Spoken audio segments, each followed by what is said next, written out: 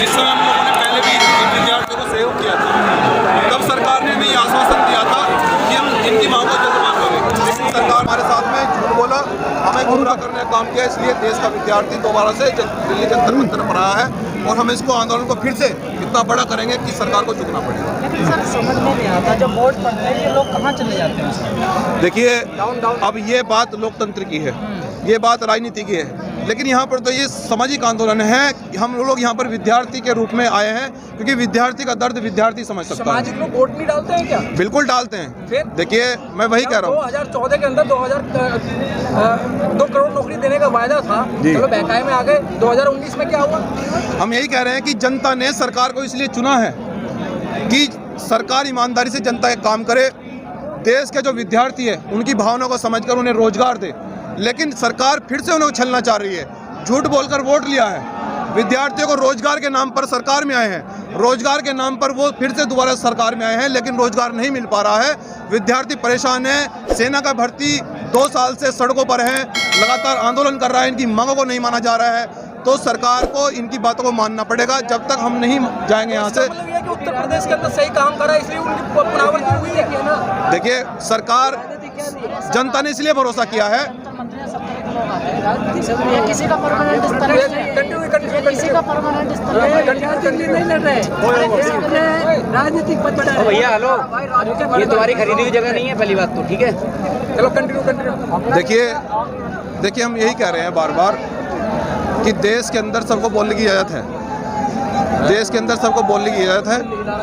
और दूसरी बात यह है कि लोकतंत्र जो है, लोकतंत्र में एक स्वतंत्र तभी लोकतंत्र रह सकता है कि जनता की बात को सुना जाए, जनता की बात को माना जाए। मंजिल जी, आप लोग तो विचारधारा की लड़ाई लड़ते हैं जी, तो कहीं भी चल देते हैं आजकल, देखने नजर आता है। ऐसा नहीं है। देखिए, हम लोग जातिवाद के खिलाफ हैं और यहाँ पर कोई इशू, पॉलिटिकल इशू नहीं है, कोई राजनीतिक मुद्दा नहीं है। ये केवल आपकी अपनी एक विचारधारा है ना, विचारधारा आप लड़ते हैं। देखिए, यहाँ पर एक केवल विद्यार्थियों की बात है और विद्यार्थियों की बात देश के हित में हो रही है और उस देश के हित में ही रहकर हम विद्यार्थी की बात करना चाहते हैं। क्योंकि यहाँ पर विद्यार्थी सभी समुदाय से, सभी वर्गों से विद्यार्थी आया है।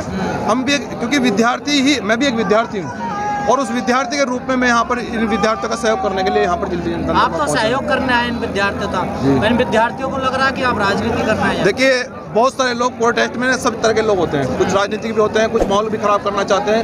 लेकिन हम लोगों ने पहले भी आंदोलन किए हैं और सरकार को झुकना पड़ा, इसलिए हम ये कहने के लिए आए हैं हम सरकार को झुकाने की ताकत रखते हैं। तो भाई साहब आएंगे क्या? बिल्कुल आएंगे। अगर जरूरत पड़ी विद्यार्थियों को यहाँ पर आने की, अगर हमारी मांग को पूरा नहीं किया गया तो बिल्कुल आएंगे, इनके हाथों को मजबूत करेंगे, उनकी मांगों को मनवाने का काम करेंगे। अब क्या कहा भाई साहब? अब देखिए, हम यही कह रहे हैं कि सरकार ने जो आश्वासन पहले दिया था हमें, उन्होंने ये कहा था कि हम इनकी बातों को जल्द मान लेंगे, लेकिन सरकार ने उनकी बातों को नहीं माना, इसलिए हम दोबारा यहाँ पर दिल्ली जंतर मंतर पर आना पड़ा जी। और अगर सरकार नहीं मानती है तो फिर हम बड़े आंदोलन करेंगे और आंदोलन की तैयारी करेंगे। बेरोजगारी एक बड़ा मुद्दा है देश में। बिल्कुल है, और सरकार जुमलेबाजी करके, सरकार झूठ बोलकर इनकी मांगों को जो है ना वो गुमराह करने का काम कर रही है। सरकार ने कहा कि हम तुम्हें रोजगार देंगे, हम तुम्हें 10 लाख रोजगार देंगे, इसलिए इस भरोसे पर सरकार दोबारा देश के युवा ने लोकतंत्र में स्थापित किया है। लेकिन लोकतंत्र में आकर जिस प्रकार से सरकार तानाशाही कर रही है, युवाओं की बातों को नहीं माना जा रहा है। 2 वर्षों से सेना का अभ्यर्थी वो सड़कों पर है, ये देश का दुर्भाग्य है। चलिए ठीक है। मंजिल